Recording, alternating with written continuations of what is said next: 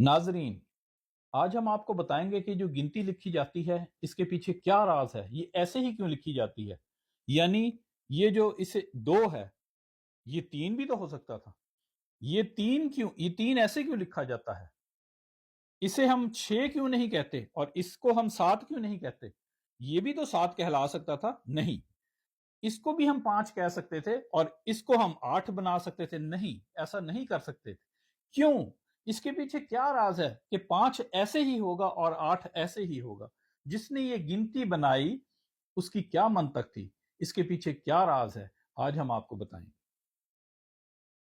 ये समझने के लिए के लिए ज़रूरी है आप जानें कि एंगल क्या होता है।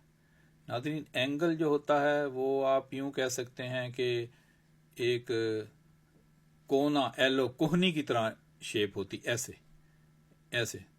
ये नहीं, जैसे कोहनी होती है, कॉर्नर दो लाइनें मिलके कॉर्नर बनाती हैं, वो एंगल होता है।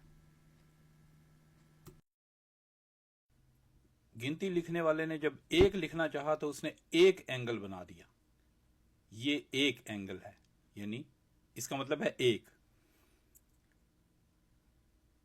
फिर दो लिखना चाहा, उसने बताना था दो, तो उसने दो एंगल डाल दिए। एक एंगल और ये दूसरा एंगल, यूं बन गया दो। फिर जब तीन बताना चाहा तो उसने तीन एंगल डाल दिए। पहला एंगल, ये दूसरा एंगल और ये तीसरा एंगल, यानी तीन एंगल डाल के उसने शो कर दिया कि वो तीन है। इसका मतलब चार लिखना था, जब चार बनाया तो चार एंगल डाले उसने, यानी ये शो किया कि ये चार है। पहला एंगल, एक एंगल, दो एंगल, तीन एंगल और ये चार एंगल। चार एंगल पूरे हो गए, यानी ये चार है। अब पांच लिखना था उसने, तो उसने पांच एंगल डाले।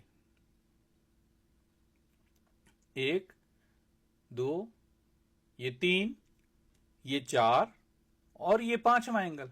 पांच एंगल डाले यानी पांच, और यूं ये पांच लिखा गया। छह लिखना था तो छह ऐसे बनाया, यानी छह एंगल डाल दिए। एक, दो, तीन, चार, पांच और ये छह एंगल, यानी छह बाद में लिखते लिखते ये ऐसे लिखा जाने लगा। सात एंगल, ये देखें सात लिखा है उसने, यहां उसने सात एंगल डाले हैं। आपने ये देखा, ये लोग सात के बीच में ऐसे लकीर डालते हैं। दो एंगल, तीन एंगल, चार एंगल, पांच, छ, सात। ये जो लकीर बीच में लगाई जाती है, ये सात एंगल पूरे करने के लिए लगाई जाती है। अब उसको बताना था आठ, तो उसने आठ एंगल डाले। एक, दो, तीन, चार, पांच और ये छह एंगल, ये सात एंगल, ये आठ एंगल। इससे इजहार होता है कि ये आठ लिखा है। इसको ऐसे भी लिखा जाता है, यहां भी आठ एंगल हैं। एक, दो, तीन, चार, पांच, छ, सात, आठ। बाद में ये ऐसे लिखा जाने लगा रवानी से। अब नौ लिखना है तो नौ एंगल डालने पड़ेंगे।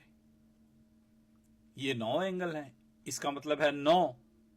एक एंगल, दो एंगल, तीन, चार, पांच, छ, सात, आठ, नौ।